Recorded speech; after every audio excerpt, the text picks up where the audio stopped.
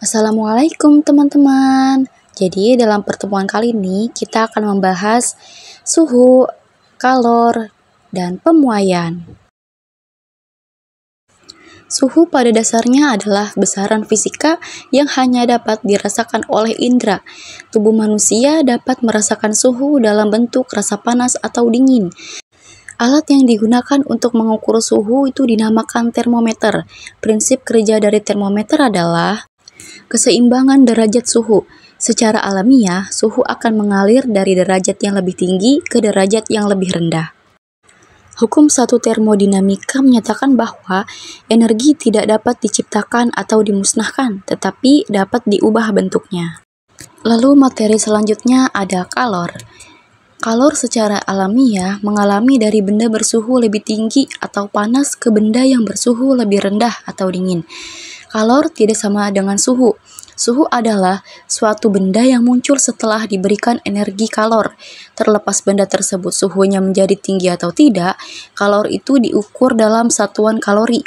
1 kalori adalah jumlah energi panas yang dibutuhkan untuk menaikkan suhu 1 derajat Celcius dari 1 gram air.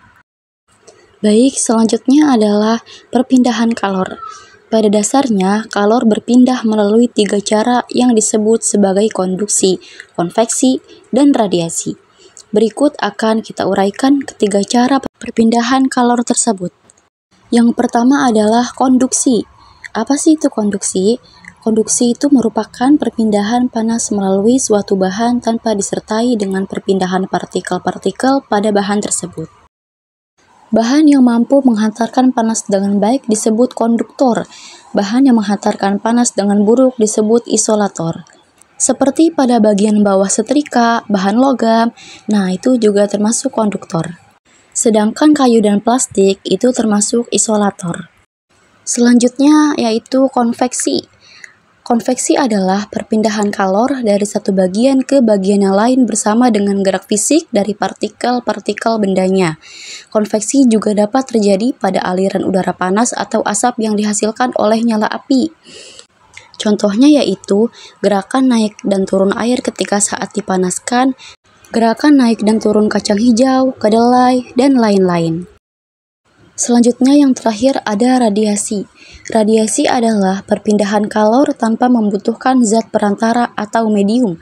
Contohnya meliputi panas matahari yang sampai ke bumi, tubuh yang terasa hangat di dekat api unggun, pemanasan oven, dan pakaian yang kering saat dijemur.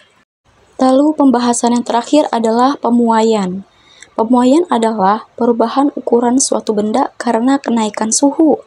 Pemuaian dapat terjadi pada benda padat, cair, dan gas. Contoh peristiwa pemuaian adalah perubahan naik turunnya air raksa pada termometer ruang, pemasangan kaca dan keramik yang agak longgar, gelas yang pecah karena ditaruh air yang sangat panas, dan balon udara yang bisa terbang.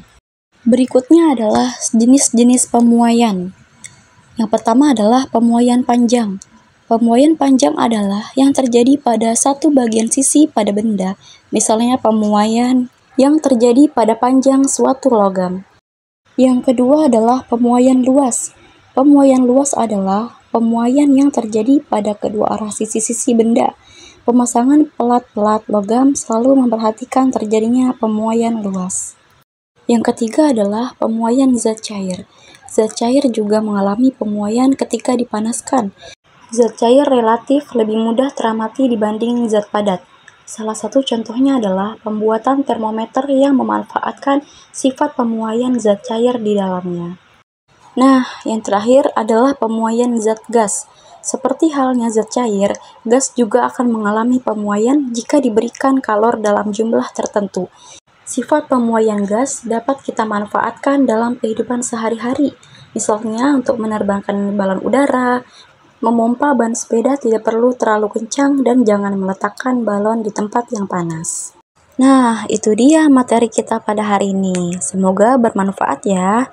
Terima kasih. Wassalamualaikum warahmatullahi wabarakatuh.